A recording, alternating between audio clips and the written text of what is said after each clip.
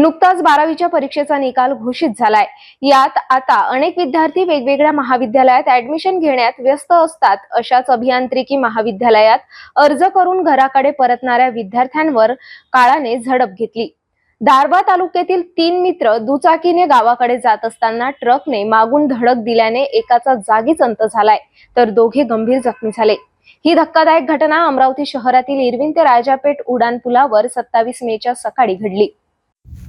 अमरावती शहरातील इरविन ते राजापेठ उड्डाणपुलावर 27 मेच्या सकाळी दुचाकी आणि ट्रकमध्ये भीषण अपघात घडून यात एका विद्यार्थ्याचा जागीच मृत्यू झालाय, तर दोघे गंभीर जखमी झाले।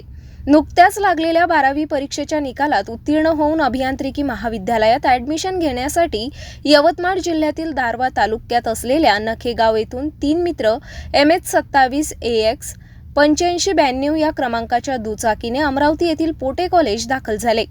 तेथून ऍडमिशन फॉर्म घेऊन तिघेही पुन्हा गावाकडे निघाले। इरविन ते राजापेठ उड्डाणपुलावरून जात असताना राजापेठ पोलीस स्टेशनकडे उतरताना एका टेम्पोने यू टर्न घेतला असता अचानक दुचाकी चालक विद्यार्थ्याने ब्रेक लावला।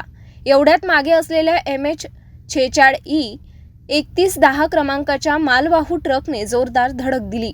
या अपघातात नखेगाव तालुका दारव्हा जिल्हा यवतमाळ येथील रहिवासी असलेल्या 18 वर्षीय पियुष राठोड या विद्यार्थ्याचा जागीच अंत झालाय, तर त्याच गावात राहणारे मित्र 19 वर्षीय आदित्य पांडुरंग दादोके व ओम देवानंद कुरडे हे दोघे गंभीर जखमी झाले आहेत। घटनास्थळी नागरिकांनी तोबा गर्दी केली। काही युवकांनी तात्काळ धाव घेऊन जखमींना तात्काळ रुग्णवाहिकेत टाकून जिल्हा सामान्य रुग्णालयात दाखल केले। तिघांपैकी आदित्य पांडुरंग राठोड हा दुचाकी चालवित असल्याची माहिती समोर येत आहे। घटनेची माहिती होताच राजापेठ पोलिसांनी धाव घेऊन वाहतूक व्यवस्था पूर्ववत केली। यावेळी ट्रक चालकाविरोधात अनेकांनी आपला संताप व्यक्त केलाय। भविष्यात अभियांत्रिकीचे स्वप्न पाहणाऱ्या विद्यार्थ्याचा अचानक ट्रक अपघातात मृत्यू झाल्याने नातेवाईकात हळहळ व्यक्त केल्या जात आहे।